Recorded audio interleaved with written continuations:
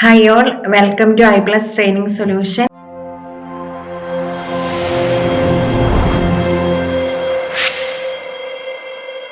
ഇന്ന് നമ്മൾ നോക്കാനായിട്ട് പോകുന്നത് ഗ്രാവിറ്റേഷൻ എന്ന് പറഞ്ഞ ടോപ്പിക്കിലെ കുറച്ച് ക്വസ്റ്റ്യൻസ് ആണ്. അപ്പോൾ ഒരു ചെറിയൊരു ടോപ്പിക്കാണ്, എന്നാൽ ഉറപ്പായിട്ടും ക്വസ്റ്റ്യൻ ചോദിക്കുന്ന ഒരു ടോപ്പിക്കാണ്. അപ്പോൾ നമുക്ക് ക്വസ്റ്റ്യൻ ഫസ്റ്റ് ക്വസ്റ്റ്യൻ നോക്കാം. What is the gravitational force experienced by an object of 10 kg 200 meter away from an object weighing 1 ton? അതായത് എന്താണ്, ഇവിടെ 10 kgയുടെ ഒരു ഒബ്ജക്റ്റ് ഇരിക്കുന്നു, അതുപോലെ എത്ര അകലത്തിലാണ്, 200 മീറ്റർ അകലത്തിലാണ്. ഏത് ഒബ്ജക്റ്റിൽ നിന്ന്? 1 ton ഒബ്ജക്റ്റിൽ നിന്ന്. 1 ton എന്ന് പറഞ്ഞിട്ടുണ്ടെങ്കിൽ എന്തിന് ഈക്വൽ ആണ്? 1 ton ഈക്വൽ ടു 1000 kg അല്ലെ? 1000 kgക്ക് ഈക്വൽ ആണ്. അങ്ങനെയാണെങ്കിൽ ഇവിടെ എക്സ്പീരിയൻസ് ചെയ്ത ഗ്രാവിറ്റേഷണൽ ഫോഴ്സ് എത്രയാണെന്ന് കണ്ടുപിടിക്കാനാണ് പറഞ്ഞിരിക്കുന്നത്. ഓക്കെ, അപ്പൊ നമുക്ക് ഇവിടെ എന്തൊക്കെയുണ്ട്? നമ്മൾ ആ ഇക്വേഷൻ ഓൾറെഡി നിങ്ങൾ ക്ലാസ്സിൽ പഠിച്ചിട്ടുള്ളതാണ്. അപ്പൊ ആദ്യം നമുക്ക് എന്ത് ചെയ്യാം? ഇക്വേഷൻ എഴുതാം. ഇക്വേഷൻ എന്താണ്? Equation F equal to gm1m2 divided by എന്താണ്?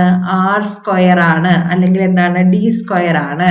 ഇവിടെ g എന്ന് പറയുന്നത് ഗ്രാവിറ്റേഷണൽ കോൺസ്റ്റന്റ് ആണ്. ജിയുടെ വാല്യൂ എത്ര വരും? ജിയുടെ value 6.674 into 10 raised minus 11 newton meter square per kg square. ഇതാണ് എന്തെന്ന് പറയുന്നത്? ജിയുടെ വാല്യൂ എന്ന് പറയുന്നത്.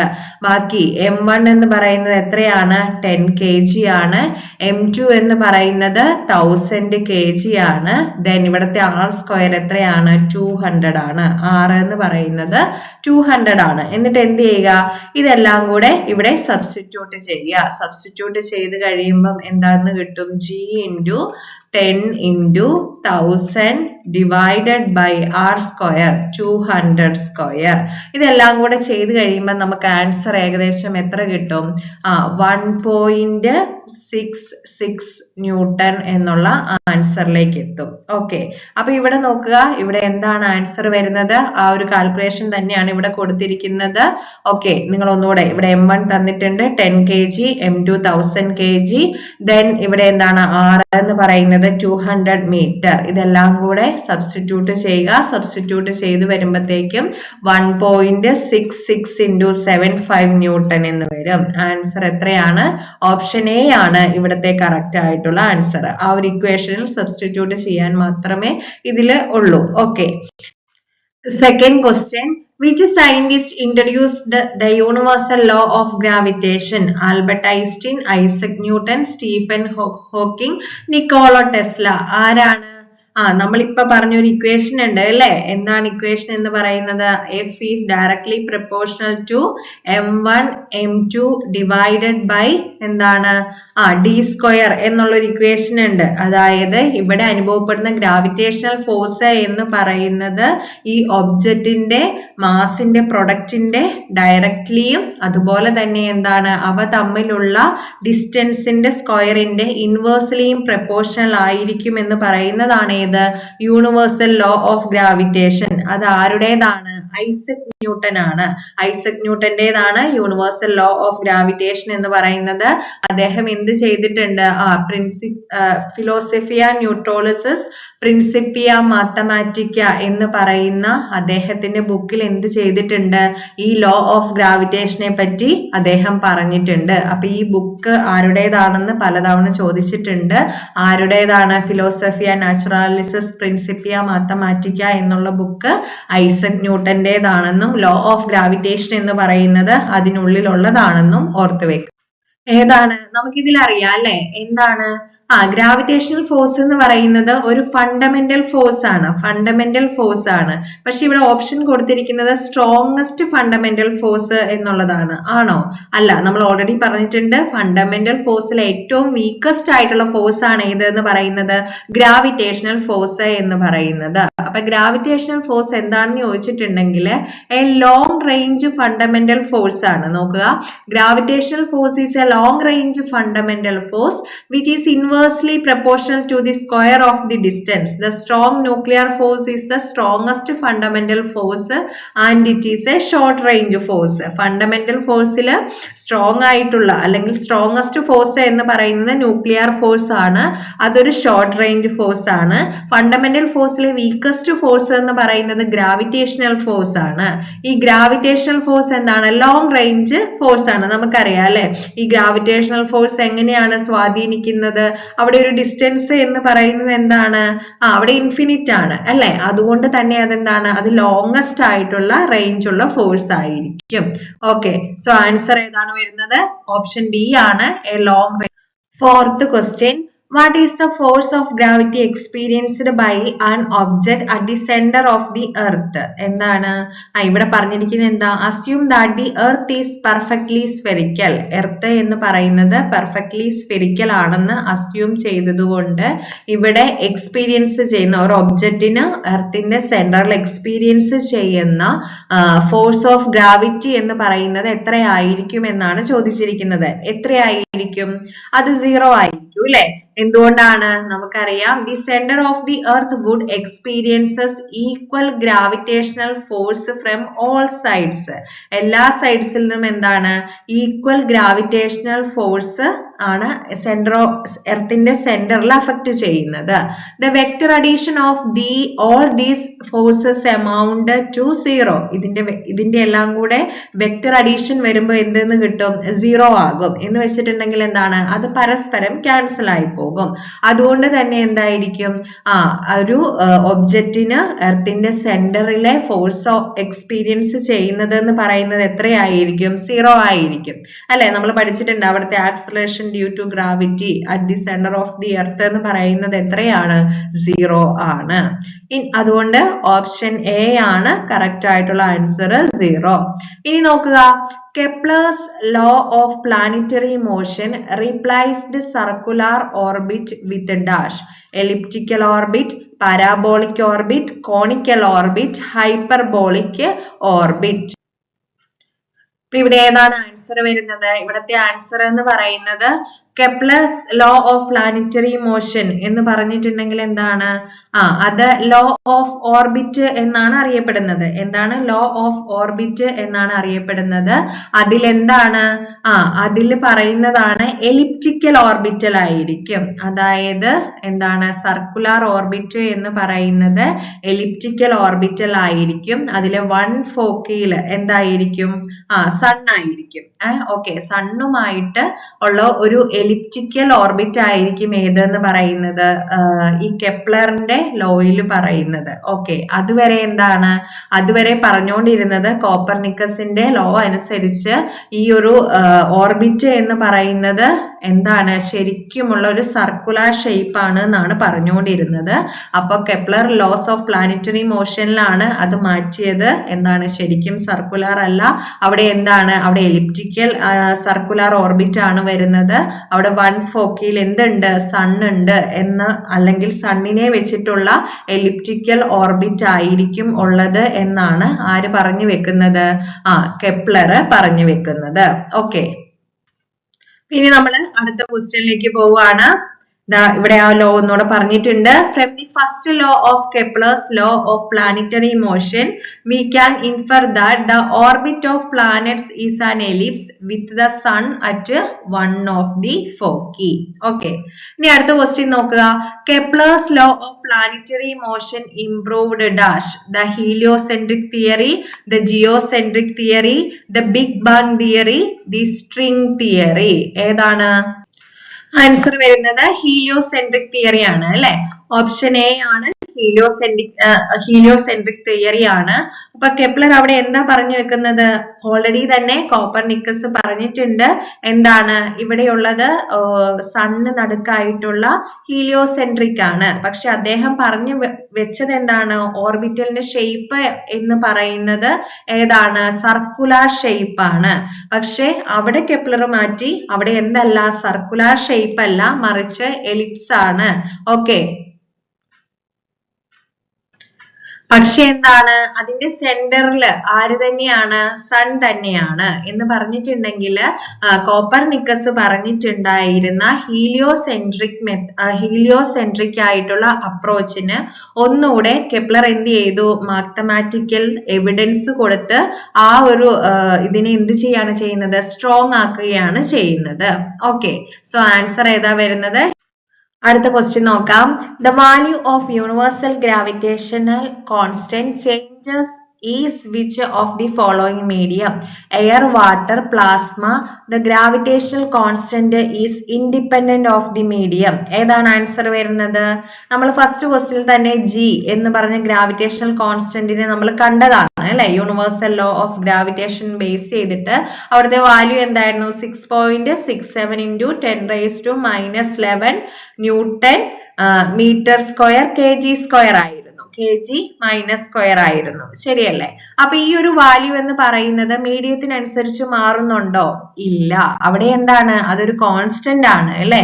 ഈ ജി, ക്യാപിറ്റൽ ജി ആണ് ഗ്രാവിറ്റേഷണൽ കോൺസ്റ്റന്റിനെ ഡിനോട്ട് ചെയ്യുന്നത്. ഈ ക്യാപിറ്റൽ ജി എന്ത് ചെയ്യുന്നില്ല? The gravitational constant is independent of the medium. അതേ സമയത്ത് സ്മോൾ ജി എന്ന് പറയുന്നത് എന്താണ്? ആക്സിലറേഷൻ ഡ്യൂ ടു ഗ്രാവിറ്റി ആണ്. അത് എന്ത് ചെയ്യുന്നുണ്ട്? അതില് വ്യത്യാസം സംഭവിക്കുന്നുണ്ട്. അത് റേഡിയസ് അനുസരിച്ച്, എർത്തിന്റെ റേഡിയസിനനുസരിച്ച് വ്യത്യാസം സംഭവിക്കുന്നുണ്ട്. അതേ സമയത്ത് ക്യാപിറ്റൽ ജി എന്ന് പറയുന്ന ഒരു കോൺസ്റ്റന്റ് ആണ്. അതിന് യാതൊരു മാറ്റവും വരുന്നില്ല. ഓക്കെ, അടുത്തത് the value of gravitational constant was first determined by Albert Einstein, Isaac Newton, Henry Cavendish, Stephen Hawking. ഈ ഒരു ക്വസ്റ്റ്യൻ നമുക്ക് അറിയാവുന്നതാണ്. വീണ്ടും വീണ്ടും ചോദിച്ചിട്ടുള്ള ഒരു ക്വസ്റ്റ്യൻ ആണ്. നമുക്കറിയാം അല്ലെ? യൂണിവേഴ്സൽ ലോ ഓഫ് ഗ്രാവിറ്റേഷൻ എന്ന് പറയുന്നത് ആരുടെ ആയിരുന്നു? ഐസക് ന്യൂട്ടന്റേതായിരുന്നു. ഇപ്പൊ ഐസക് ന്യൂട്ടന്റെ ആ ഒരു ലോയില് ജീനെ പറ്റി പറയുന്നുണ്ട്, ഗ്രാവിറ്റേഷണൽ കോൺസ്റ്റന്റ് പറയുന്നുണ്ട്. പക്ഷെ എന്താണ്? ആ ഗ്രാവിറ്റേഷണൽ കോൺസ്റ്റന്റിന്റെ വാല്യൂ കണ്ടുപിടിച്ചത് ആരാന്ന് ചോദിച്ചിട്ടുണ്ടെങ്കിൽ ആരാണ്? അത് ഹെൻറി കാവൻഡിഷ് ആണ് കേട്ടോ. ആരാണ്? ഹെൻറി കാവൻഡിഷ് ആണ്, ഐസക് ന്യൂട്ടൻ അല്ല. ഇനി അടുത്ത ക്വസ്റ്റ്യൻ നോക്കുക. The acceleration due to gravity of the surface of the earth is greater towards the equator and lesser towards the poles. Lesser towards the equator and greater towards the poles. Same at all points of the surface of the earth. Same every except at the poles. അപ്പൊ ഇവിടെ നമുക്ക് അറിയാവുന്ന കാര്യമാണ്. എന്താണ്? എർത്തിന്റെ shape എന്ന് പറയുന്നത് ഒരു correct sphere ആണോ? അല്ല അല്ലെ? എവിടെയാണ്? അവിടെ ഒരു സ്ഫിയറിനെ ഒന്ന് അടിച്ചു പരത്തിയ ഒരു രൂപമാണ്. ശരിയല്ലേ? ഒരു ജിയോയിഡ് ഷേപ്പ് എന്നാണ് അതിനെ പറയുക. അപ്പൊ ജിയോയിഡ് ഷേപ്പ് ആയതുകൊണ്ട് തന്നെ ഇവിടത്തെ റേഡിയസ് എന്ന് പറയുന്നത് എങ്ങനെയായിരിക്കും? ഈ ഇക്വേറ്ററിലെ റേഡിയസ് കൂടുതലായിരിക്കും. അതേ സമയത്ത് പോളിലേക്കുള്ള റേഡിയസ് എന്ന് പറയുന്നത് എന്തായിരിക്കും? കുറവായിരിക്കും. ഇനി ആക്സിലറേഷൻ ഡ്യൂ ടു ഗ്രാവിറ്റി, ജിയുടെ ഇക്വേഷൻ എന്ന് പറയുന്നത് എന്താണെന്ന് നമുക്കറിയാം. Gm/r² ആണ് അല്ലെ? ഇതിലെ r എന്ന് പറയുന്നത് എന്താണ്? റേഡിയസ് ഓഫ് ദി എർത്ത് ആണ്. m എന്ന് പറയുന്നത് മാസ് ഓഫ് ദി എർത്ത് ആണ്. അതെപ്പോഴും എന്തായിരിക്കും? സെയിം ആയിരിക്കും. g എന്ന് പറയുന്നത് ഗ്രാവിറ്റേഷണൽ കോൺസ്റ്റന്റ് ആണ്. അതും എന്താണ്? സെയിം ആയിരിക്കും. ഇവിടെ ഈ r-ന് വ്യത്യാസം വരുന്നതിനനുസരിച്ച് എന്ത് സംഭവിക്കും? ചെറിയൊരു മാറ്റം ഉണ്ടാകും. ആക്സിലറേഷൻ ഡ്യൂ ടു ഗ്രാവിറ്റിക്ക് ചെറിയൊരു മാറ്റം ഉണ്ടാകും. അതായത് ഇവിടെ എന്താണ്? ഓൾറെഡി പറഞ്ഞു, ഇക്വേറ്ററില് r-ന് കൂടുതലാണ്. അപ്പൊ r കൂടുതലായതുകൊണ്ട് തന്നെ r ഇവിടെ ഡിനോമിനേറ്റർ ആയതുകൊണ്ട് തന്നെ ഇവിടെ എന്ത് സംഭവിക്കും? r കൂടുന്നതിനനുസരിച്ച് ഇവിടെ ജിയുടെ വാല്യൂ എന്ന് പറയുന്നത് കുറയും. ശരിയല്ലേ? അതേ സമയത്ത് പോളിലാണെങ്കിലോ? പോളിലാണെങ്കിൽ r കുറവാണ്. അപ്പൊ ഇവിടെ r കുറയുന്നതിനനുസരിച്ച് ഇവിടെ എന്ത് സംഭവിക്കും? ജിയുടെ വാല്യൂ എന്ന് പറയുന്നത് കൂടും. സോ ഇവിടത്തെ ആൻസർ ഏത് വരും? Lesser towards the equator and greater towards the poles. എർത്തില് ഇക്വേറ്ററില് ആക്സിലറേഷൻ ഡ്യൂ ടു ഗ്രാവിറ്റി എന്ന് പറയുന്നത് എത്രയായിരിക്കും? കുറവായിരിക്കും. ഏതിനെ അപേക്ഷിച്ച്? എർത്തിന്റെ പോളിനെ അപേക്ഷിച്ച്. സെന്ററിൽ എത്തുമ്പോഴോ അത് എന്തായിട്ട് മാറും? 0 ആയിട്ട് മാറും. ഓക്കെ, ക്ലിയർ ആയെന്ന് വിചാരിക്കും. അടുത്ത ക്വസ്റ്റ്യൻ നോക്കാം. Which of the following is true of the two object of different masses falling freely near the surface of the moon? എന്താണ് ഇവിടെ പറഞ്ഞിരിക്കുന്നത്? മൂണിന്റെ സർഫേസിൽ രണ്ട് മാസസ് ഉള്ള ഡിഫറെന്റ് മാസസ് ഉള്ള രണ്ട് ഒബ്ജക്റ്റുകൾ എങ്ങനെയാണ് ഫ്രീലി ഫാള് ചെയ്യുകയാണെങ്കിൽ ഇതിൽ ഏതായിരിക്കും കറക്റ്റ് ആയിട്ടുള്ളത് എന്നാണ് ചോദിച്ചിരിക്കുന്നത്. അപ്പൊ നമുക്കറിയാം മൂണിനെ സംബന്ധിച്ച് അവിടെ എന്തില്ല, അറ്റ്മോസ്ഫിയർ ഇല്ല അല്ലെ. അവിടെ അതുകൊണ്ട് തന്നെ എന്തായിരിക്കും അതിന്റെ മാസ് ഏതായാലും രണ്ട് ഒബ്ജക്റ്റും അവിടുത്തെ ഗ്രാവിറ്റിക്ക് അനുസരിച്ച് ഫ്രീ ഫോളിംഗ് ആയിരിക്കും. ഫ്രീ ഫോളിംഗ് ആയതുകൊണ്ട് തന്നെ അവിടുത്തെ ഇനീഷ്യൽ വെലോസിറ്റി രണ്ട് ഒബ്ജക്റ്റിന്റെയും ഇനീഷ്യൽ വെലോസിറ്റി സെയിം ആയിരിക്കും. അതിനുശേഷമുള്ള അതിന്റെ ആക്സലറേഷൻ ഒക്കെ എന്തായിരിക്കും, സെയിം ആയിരിക്കും അല്ലെ. അവിടെ എന്തിന് ഇൻഡിപെൻഡന്റ് ആണ്, അവിടെ മാസിന് ഇൻഡിപെൻഡന്റ് ആണ്. സോ ഇവിടുത്തെ ആൻസർ എന്ന് പറയുന്നത് ഏതാണ്? ഓപ്ഷൻ ബി ആണ്. They have the same velocities at any instant. ഇനി അടുത്ത ക്വസ്റ്റ്യനിലേക്ക് പോവുകയാണ്. Which of the following statement is true of the value of acceleration due to gravity? നമ്മൾ ഓൾറെഡി പറഞ്ഞിരുന്നതാണ് ആക്സലറേഷൻ ഡ്യൂ ടു ഗ്രാവിറ്റിനെ കുറിച്ച്. അതിൽ ശരിയായിട്ടുള്ളത് ഏതെന്നാണ് ചോദിച്ചിരിക്കുന്നത്. The value is the same on the equator and poles. The value is least on the poles. The value is decreases from pole to equator. The value increases from pole to equator. ഏതായിരിക്കും correct ആയിട്ടുള്ളത്? നമ്മൾ already പറഞ്ഞിരുന്നു ആറിന് വാല്യൂവിൽ വ്യത്യാസം വരുന്നതിനനുസരിച്ച് ജിയുടെ value വ്യത്യാസം വന്നുകൊണ്ട് the value is decreases from the pole to equator അല്ലെ. പോളിലായിരിക്കും ഏറ്റവും കൂടുതൽ വാല്യൂ ഉള്ളത്, ഇക്വേറ്ററിൽ എത്തുമ്പോഴേക്കും ആ വാല്യൂ എന്ന് പറയുന്നത് കുറഞ്ഞിരിക്കും. സോ ഓപ്ഷൻ സി ആണ് കറക്റ്റ് ആയിട്ടുള്ള ആൻസർ. ഇനി അടുത്ത ക്വസ്റ്റ്യൻ നോക്കുക. The law of gravitation describes the gravitational force between any two bodies having the mass earth and point mass only, earth and sun only, two charged bodies only. law of gravitation നമ്മൾ കണ്ടതാണ്. അത് explain ചെയ്യുന്നത് ഏതിന്റെയൊക്കെ മാസിനെ base ചെയ്തിട്ടാണ്. നമ്മളെ M1 M2 എന്ന് പറഞ്ഞു ഇക്വേഷനിൽ അല്ലെ. ഈ M1 M2 എന്ന് പറയുന്നത് എന്തിന്റെയൊക്കെ മാസാണ്? ഓപ്ഷൻ എ ആണ് കറക്റ്റ് ആയിട്ടുള്ള ആൻസർ. ഏതെങ്കിലും any two bodies having mass ഉള്ള ഏതെങ്കിലും രണ്ട് വസ്തുക്കളുടെ മാസിനെ ബേസ് ചെയ്തിട്ടാണ് ഏത് പറഞ്ഞിരിക്കുന്നത്? ഈ ഗ്രാവിറ്റേഷണൽ ഫോഴ്സ് ലോ ഓഫ് ഗ്രാവിറ്റേഷനിൽ ഡിസ്ക്രൈബ് ചെയ്യും. അടുത്തൊരു ക്വസ്റ്റ്യൻ നോക്കുക. സിമ്പിൾ ആണ്, പക്ഷെ റിപ്പീറ്റഡ് ക്വസ്റ്റ്യൻ ആണ്.